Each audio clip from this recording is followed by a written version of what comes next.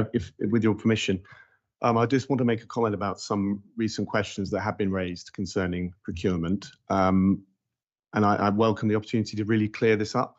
There were, last summer, some former senior officers in the organisation were responsible for running a compliant process for the procurement of 2 consultants that I had asked them to bring in.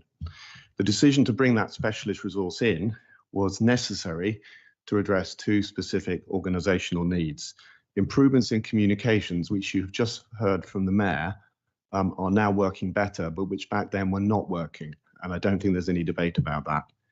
And also improvements in the overall organisation, which had been subject to a best value notice. The 2 individuals that I asked to bring in brought specific relevant track records that meant they were the right people at that right moment.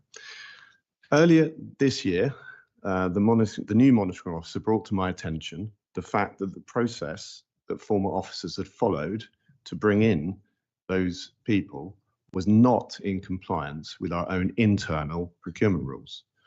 This was not a breach of public procurement law, but the regulations, I should say, but it did fall short of our internal standards.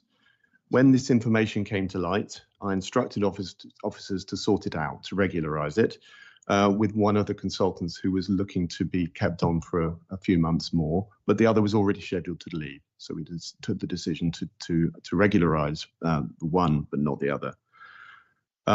Work to improve our officers' understanding of the internal processes which were in place and still are, forms part of the ongoing work on organisational improvement. So we have taken that on board and are making sure that it's put into place in terms of the communication, the processes that are there and need to be followed. Thanks, Chair.